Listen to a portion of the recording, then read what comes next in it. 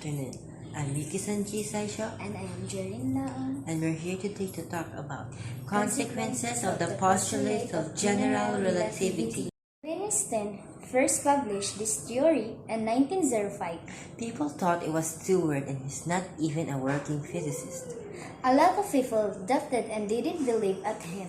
and even got compared to Isaac Newton that his theories has been correct for hundreds of years. Einstein was known to have a very vivid imagination. One day, Einstein saw a man falling down in a building near his patent office. Then he thought to himself, what if I was the one in the position of the falling man?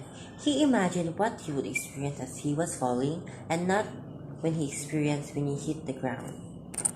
If he was falling, gravity is the only force acting on it, so he would be accelerating towards the ground. Since the ground is not pushing against his body, he would feel no weight and is the same as being weightless if he's in space. Is there a way to tell the difference between gravity and acceleration? He imagined what would happen if he took a flashlight and pointed it from one side of the room to the other as the spaceship is accelerating effort upwards. If he measured the light on the other side of the room is slightly lower than the source of the light. Why? Because the rocket ship is rushing upward at fast speed as the light is pointed across the room. The room is accelerating effort at 9.8 measured seconds per second. The light beam would upward to then down. However, if you're in air, the light will be no difference to the other side of the room. To extend to this can be the acceleration of the room and the spaceship should be the same as in gravity and earth. This means light must be in a gravitational field because light takes the shortest path between 2 points and should be going straight. He realized that maybe the light is taking the shortest path to the 2 points and the straight line isn't the shortest path. Maybe gravity somehow causes a curvature of space itself. Einstein hypothesized that in space, perhaps a straight line isn't always the shortest path between 2 points, and that the presence of mass energy, space becomes curved, so the shortest path that light takes is a curved path. In order to make this theory very seriously from the past, he needs to have a prediction that could be tested and that prediction can't explain any other way. This test was about Mercury's orbit. It has been a mystery for decades because it was different, but it did something like no other, like a precession, that its ellipse never closes the point of the orbit that is farthest from the Sun, advances a little bit every time Mercury goes around the Sun. It is as if the ellipse itself is orbiting the Sun. In this video, it mimics the perihelion shift of the Mercury.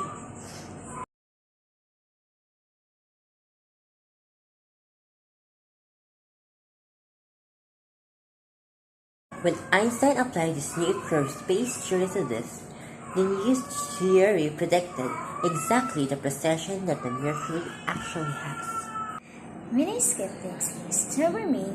Many scientists still have doubt about Einstein's theory. After 4 years, the team of Arthur Eddington, an English astronomer, in 1991 photographed a star near the Sun during a solar eclipse.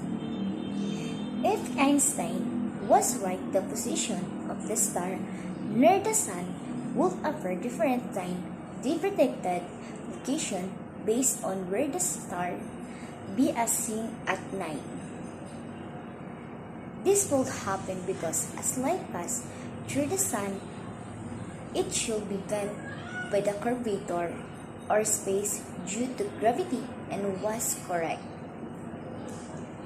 Space and time get so distorted that wala talagang makaka-escape. Even light is called a black hole. Within the black hole lies something that seems impossible, and that mass concentrated to an infinitely small point with infinite density is called the singularity. Thank you for listening!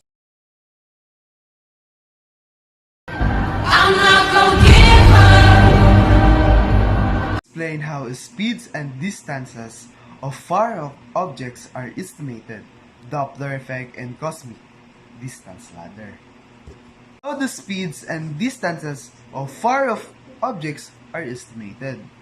Paano kaya na-estimate yung mga distance na malalayong objects, yung speed? Halimbawa, from Earth to another planet. Paano ba na-measure ng mga scientists yung speed of moving body every distance from Earth? So, malalaman natin ngayon yan.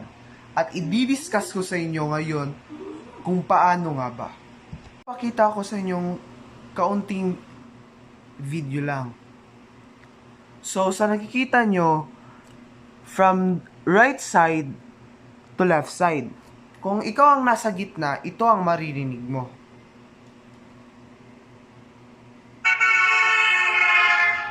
So, kung nakita nyo, the scenario when ambulance or police car, like padating sa position mo, probably ito yung maririnig mo. Ito yung mga iyayari. That's the Doppler effect. How Doppler effect happens, I seen is taken is demonstrated during in your senior high or our senior high. Paano mo magaganap yung Doppler effect? This time kasi, si Doppler effect, titignan po natin to try to explain kung paano siya nagagamit to measure distance object. Okay?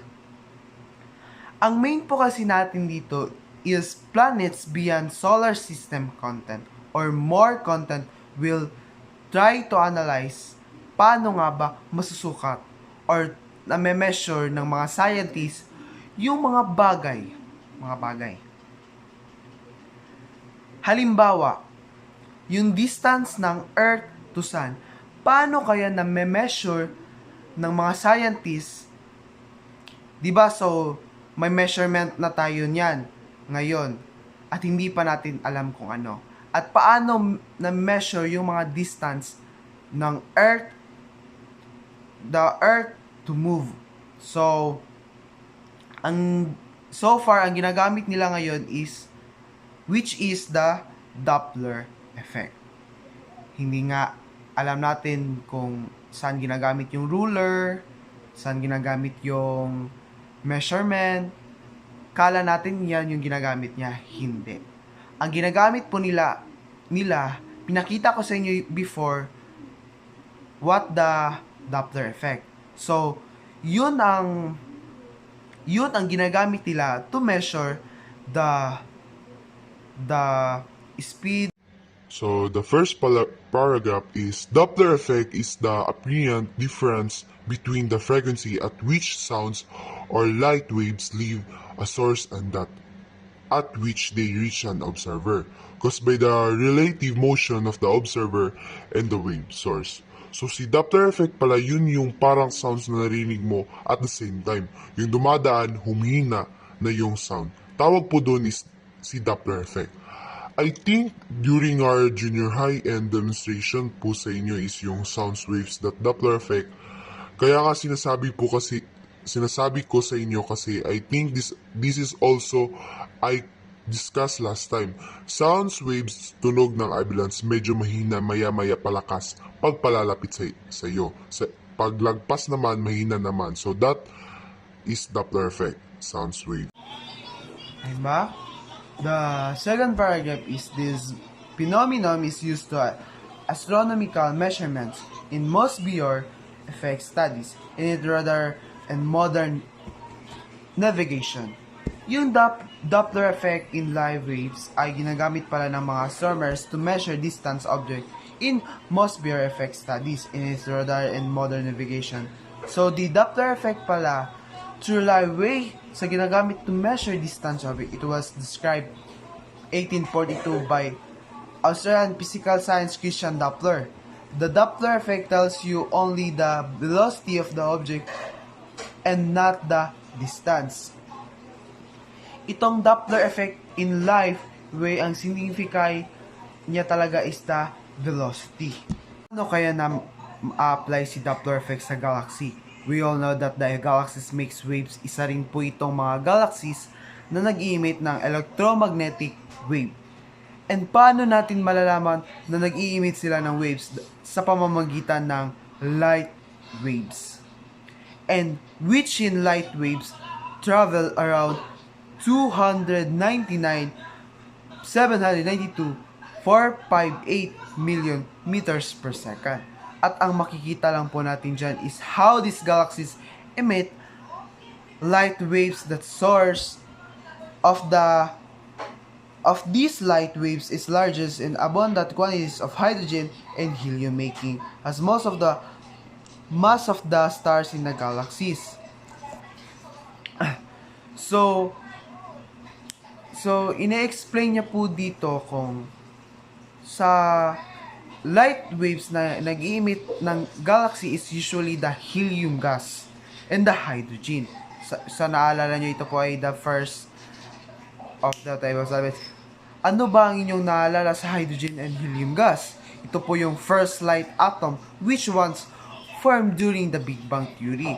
But there are also other elements contributing to the other colors.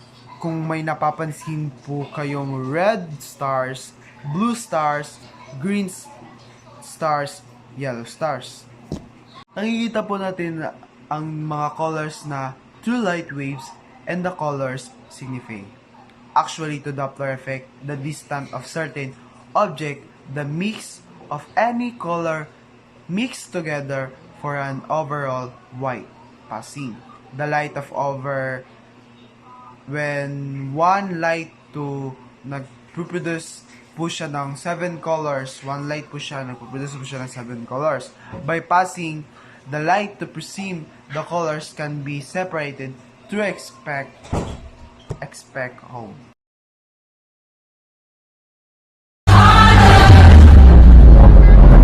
Tandaan, the stars of the distant galaxy might be moving away from us while the light is emitted. So, we cannot tell kasi kung ang movement ng object away from us, hindi natin malalaman na moving pala yung object na yon. Ang nakikita lang natin, yung nakasteady na observe na banyo, yung airplane, ang movement is moving. Example, nasa east ka, going towards movement ng airplane, ang image mo, hindi siya nag-move. Say, may mga puntos na kailangan natin tandaan. The stars of the distant galaxy might be moving away from us while the light is emitted. So we cannot tell kasi kung ang movement ng object away from us, hindi natin malalaman na moving pala yung object na yon. Ang nakikita lang natin yung nakastudy, na-observe na ba nyo yung airplane, ang move.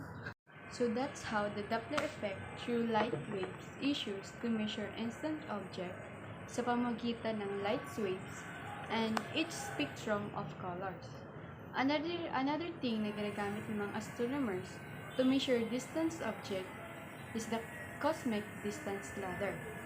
Ano ba itong cosmic distance ladder? Napapansin po natin dito, ayan, nandito si Earth, meron satellite towards another planet, sun, nearby stars, Milky Way, nearby galaxies, and galaxy clusters. So, paano nga ba magkaroon ng ganitong ladder? Post J. The cosmic distance ladder is also known as the extragalactic distance scale. Is the succession of methods by which astronomers determine the distances to celestial objects. A real direct distance measurement of an astronomical object is possible only for those objects that are close enough, within about 1,000 parsecs to Earth. Thank you, Lord. From the observer, paano malalaman na moving away yan? Kapag kayong wavelengths, magkakaroon siya ng longer wavelengths, and the lines will be shifted toward at its spectrum. So, kung magre-red na yung spectrum, ibig sabihin niyan, malayo na siya kasi yung pinaka-distant na star is the red star. Red light is of a longer wavelength than blue light. The enlarged portion of this image shows such a red shift. And just as with sound waves, the amount of change of wavelengths triangle po dito at saka yung wavelength symbol is an indication of the recession speed of the source of waves, the stars in this case. So kung ibig sabihin for them to know that the distant object moving away from us, that the light waves, by these light waves, ang makikita mo doon, yung light waves ng object na yan ay nagiging longer at yung end ng spectrum nagiging red, that object is moving away from us. Astronomers use the observed shape and wavelength of light from distant celestial objects to calculate how far away objects are. The farther away an object is, the longer it has taken for light to reach us. And the more that light has been stretched out due to expansion of the universe. How is Doppler technique used in determining the distance of the far-off object? What Edwin Hubble discovered is the objects closer to Earth have less redshift, or the less Doppler effect, than the objects far away. It means that there is a correlation between the velocity and the distance, and this correlation is linear with a constant of proportionality called Hubble constant in June 19, 2016. Question for you. Sure. What method technique is used to solve far-off objects' distances? In my own understanding, cosmic distance ladder is a succession of methods used by astronomers to estimate the distance of far-off objects. The ladder evolved from the fact that there is no single method that can measure all the distance of star or galaxy that can be seen from Earth. Okay, thank you so much, Mr. J. How does the scientist determine the speeds and distance of far-off object? Okay, thank you so much for wondering question. For me, astronomers use the observed shift in wavelength of light from distant celestial objects to calculate how far away objects are. The further away an object is, the longer it has taken for light to reach us, and the more that light has been stretched out due to expansion of the universe. Wow, that's a very wonderful question, that the universe is the longer expansion di ay. Alam nyo na kung how the speeds and distances of far-off object are estimated. So, na-discuss namin sa inyo kung paano nila sinusukat ang mga light or the Earth from the another planet. So, ito na po yung katapusan ng aming video. Ako po si Cabigkis. Ako naman si Suzanne F. Malabago. Thank you for watching. And thank you for listening. Ma'am Hanifa and listeners. God bless you. How we know that we live in an expanding universe which is very hot and is 40 billion years ago. The universe started from one point and exploded 14 billion years ago. 14 billion years ago. And still expanding up to now. And who discovered that? It is Edwin Hubble. That is discovered by Edwin Hubble, who is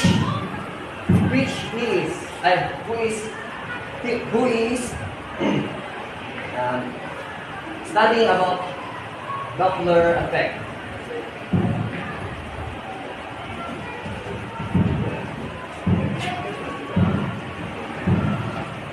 And this Doppler effect is about the frequency of sound frequency of sounds that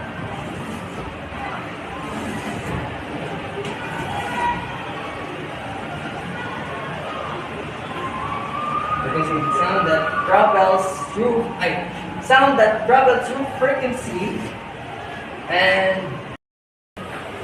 about this Doppler effect, as the object passes our ear, it changes into pitch,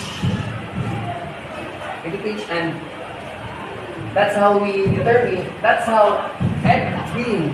Edwin Hubble determined that our universe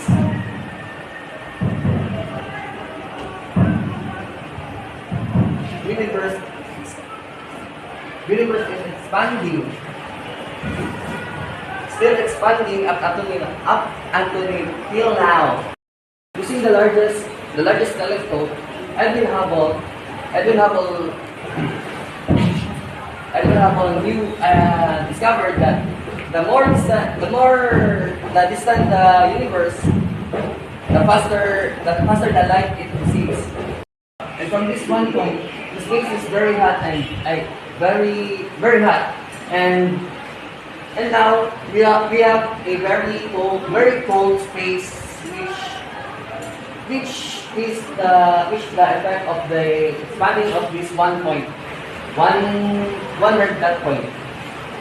And that's how we know that we live in an expanding universe which is very hot and is 14 billion years ago.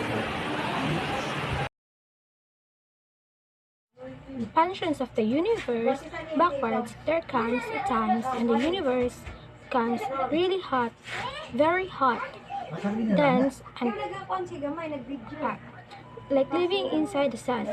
The light from this time, 13.7 billion years ago, still bats the cosmos. Originally at 330K, it has now cooled to 3K and can be detected by sophisticated ratio telescopes such as Wilkinson Microwave Anisotropy Probe. The simplest of atoms, hydrogen, gets cooked into heavier elements at a high enough temperature and density, such as the cores of stars. In the early hot and expanding universe, this fusion only has times to cook hydrogen to helium, plus a little bit of lithium. Before the expansion and collision shutdowns, the nuclear furnace, all elements above helium in the periodic table are created in the life cycle of stars. The theory is 12:1 ratio hydrogen to helium by number, or 75%, 25% by mass. From the Big Bang, exactly what is observed, the chemical compositions of stars, and the fact that they were predominantly hydrogen was determined by Cecilia Payne, 1925. The composition of objects in the universe is one of several lines of evidence that supports the Big Bang model. Looking out in space is looking back in time. Distant galaxies therefore appears as they did a less evolved universe.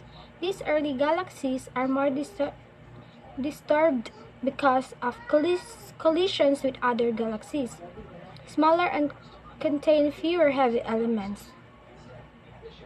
Is an astronomer's expressions for all elements other than hydrogen and helium. Matter in and between galaxies is of an unknown form, does not emit or absorb light. It can be detected through its gravity by the way it affects objects we can see. Dark matter was first detected between galaxies by Fritz Zwicky on 1933, and in galaxies by Vera Rubin, 1978, with dark matter. With normal matter would have been unable to clump and form stars and galaxies, and us also. 70% of the energy content of universe is contributed by dark energy. The energy of space was a production of Einstein's theory. Therefore, an integral part of the Big Bang Theory, 26% is dark matter, 4% is normal matter. When adding up the contents of the universe, we must add matter and energy together. Therefore, our different types of supernova by the type we are interested in comes from a star like our Sun. When the Sun runs out of its nuclear fuel in about 5 billion years' time, it will go through a beautiful death ritual, shredding its outer layers in a blaze of color while its inside squeezes down into a dense, white hot ball about the size of the Earth. This ball, aptly named a white dwarf, is where the story ends for the Sun, but not so other white dwarfs. About 2 to 3 of all stars in a galaxy lives in pairs, called binaries. A union that becomes dangerous when one of the pair turns into a white dwarf. A hydrogen layer grows, getting hotter and hotter until at a critical temperature the bomb goes off. At thermonuclear explosions as bright as a billion stars and a flash that can be seen across the observation universe because the process is identical for each white dwarf supernova. The event has a predictable and reproducible brightness. A type of supernova was seen in our own galaxy by Johannes Kepler in 1604. 5 years before the invention of the telescope, this image is a composite of observations from 3 space telescopes: Hubble, or yellow, Chandra, blue and green, and Spitzer, red. Of the remnants of the star Kepler saw in the sky 4 centuries ago, the ball of debris is now about 8 light years across, still expanding. A supernova can shine as bright as stars for 7 days, revealing an entire galaxy of stars. This image shows a type of eye supernova explosion in the galaxy because the expansion is just a point of light in the skies like stars. The processes and conditions that create this type of explosions are effectively identical for each white dwarf supernova. So the event has a predictable and predictable brightness. This makes them ideal distance indicators. The fainter they are, the further they are. By measuring the brightness of the supernova flash in NGC 4526, the distance to the host galaxy can be calculated.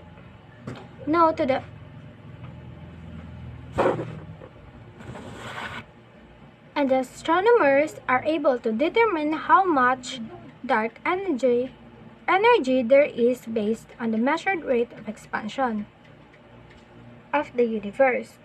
They are able to do this because Einstein's theory of gravity related the expansion rate of the universe to the total amount of all forms of mass or energy in the universe. The result is that about 73% of the content of the observable universe must be dark energy. In other words, most of the universe is made of some mysterious form of energy whose nature is completely unknown. For our conclusions Big Bang model describes our current understanding of the universe. New discoveries such as dark matter and accelerating expansion dark matter lead us to refine our model, but there is no crisis in our understanding yet. Science is an ongoing process focusing us to test our model through prediction and observation. The more tests it passes, the greater is our confidence in it. Our model provides a very detailed picture of the universe behaved just moments after the Big Bang, but absolutely nothing about the moment before it. It accurately describes the expansion of the universe and its changing nature, but cannot predict its fate.